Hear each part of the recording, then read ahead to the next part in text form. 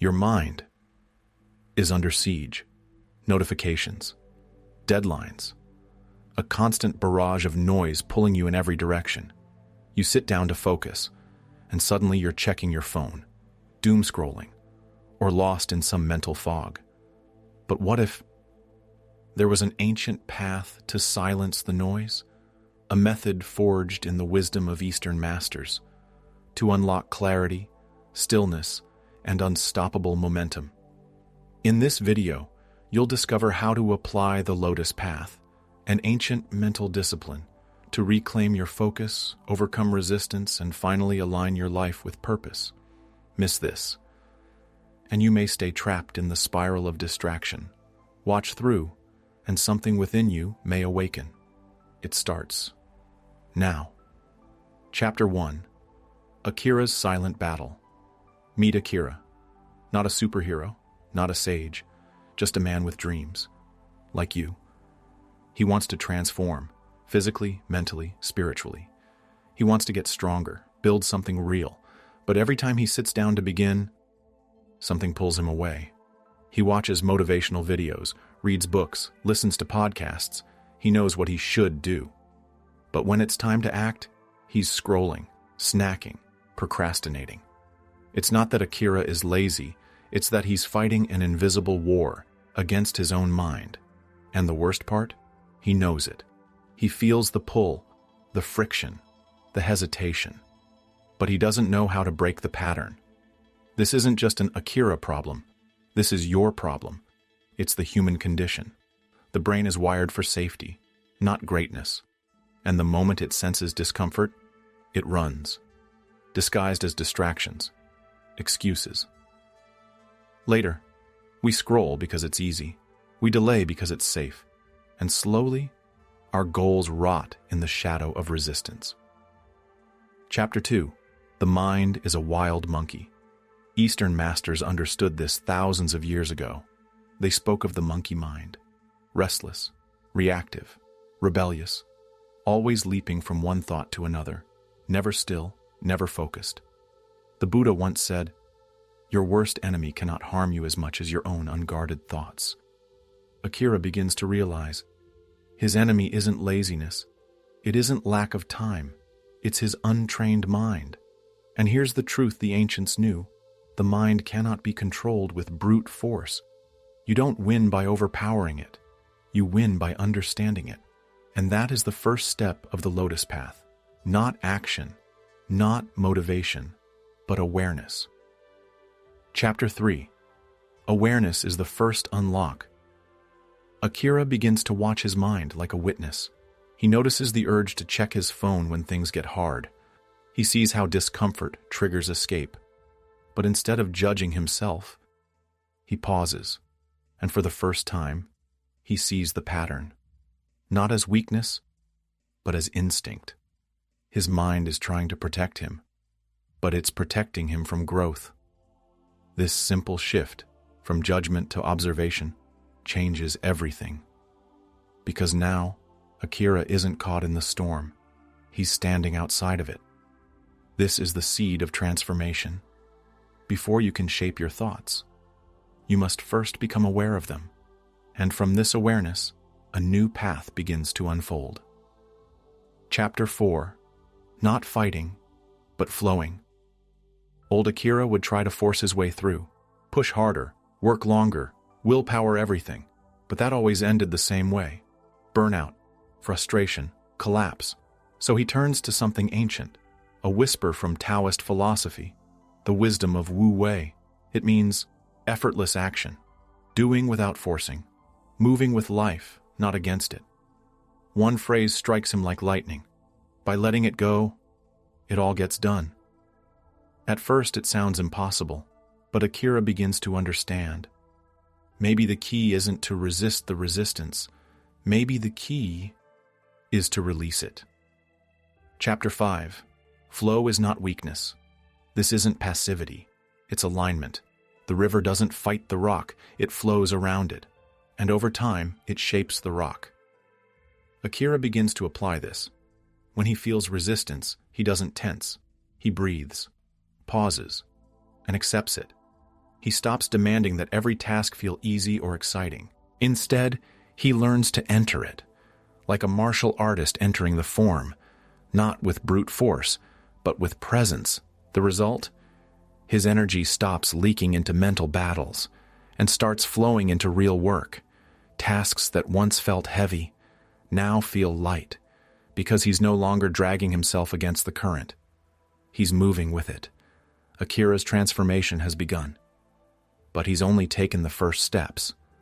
To go deeper, he must now master the art of stillness, the ancient power that brings clarity to chaos and reveals the truth within. In part 2 of the Lotus Path, you'll discover how Akira harnesses Zen meditation, cultivates focused action, and unlocks the final secret: patience. The mind is no longer an enemy. It's becoming an ally. But the journey is just beginning.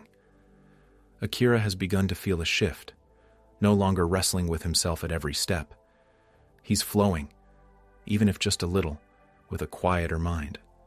But clarity, real clarity, isn't born just from knowing. It is born from stillness. And this is where the next phase of the journey begins. Chapter 6. The still mind sees clearly. In his search for deeper focus, Akira discovers Zen, not the trendy version in magazines, the ancient discipline of Zazen, the practice of sitting and simply being. No phone, no goals, no escaping into productivity. Just silence, stillness, and the raw noise of the mind, undistracted. At first it feels unbearable. His thoughts race. His body fidgets. But he remembers the words of Zen Master Dogen. If you cannot find the truth right where you are, where else do you expect to find it? So Akira stays. Sits, and slowly, something begins to happen. Like a storm passing over a mountain lake, the chaos of thought begins to settle. For the first time he sees the enemy was never the task. It was the noise inside his own mind. Chapter 7. The mud is the way. The lotus grows from mud, thick, cold, chaotic, but without the mud, there is no flower. Akira realizes that the discomfort, the resistance, the stress, they were never obstacles. They were the soil for his growth. In the silence of Zazen, he starts to feel the truth. Every hard moment, every anxious thought, every restless urge is part of the same path. The lotus doesn't rise in spite of the mud. It rises because of it. And so, Akira embraces a new habit. 10 minutes a day. No screens, no distractions. Just sitting, just breathing, just watching. He isn't trying to force change anymore. He's creating space for it to happen. And in that space, a different kind of power begins to grow. Chapter 8. Action with precision. Stillness alone is not enough. Clarity must become movement. Insight must become action. Akira remembers the stories of the Shaolin monks, men who meditated for hours, then moved like lightning. They believed the mind and body must be trained as one. Still mind, precise body, complete presence. Akira begins to carry his stillness into action. When he works like a monk sharpening his blade. One task, one move, one breath at a time. No multitasking, no chaos, just deliberate focus. It's not about doing more, it's about doing what matters, with everything you've got. The Shaolin monks didn't rush. They refined. They moved with rhythm, not panic. Akira does the same. His schedule is simpler now, but his energy is sharper. He's not chasing urgency. He's following intention. This is the fourth lesson of the Lotus Path. Let clarity become action, one conscious step at a time. Chapter 9. The final trial. Patience. Akira is focused, clear, more alive than ever before. But then, something begins to gnaw at him. Despite all the change, the outer results are still slow. His body isn't transforming fast enough. His goals still feel distant. The world around him moves at a different pace. Frustration returns, but this time, Akira doesn't react. Instead, he remembers the final symbol of the lotus: patience. The lotus doesn't bloom in a day. It pushes upward, slowly, through mud, water, and shadow, until one day, without forcing, it opens. Chapter 10. Trust the bloom. Akira learns to trust the process. He doesn't chase quick wins anymore. He honors the pace of growth. He no longer judges progress by speed, but by depth. He stops asking how fast and starts asking, how rooted am I? Because when the roots are deep, there's no reason to fear the wind, and when the time is right, the bloom comes naturally. Now Akira moves through life with quiet power. His mind, once frantic, is a calm blade. His actions, once scattered, are now deliberate, and his heart is patient. He has walked the lotus path, not a method, not a hack, but a return to the natural rhythm of life. So the question is not, can you do this? The question is, will you begin? Will you sit in stillness, even for 5 minutes?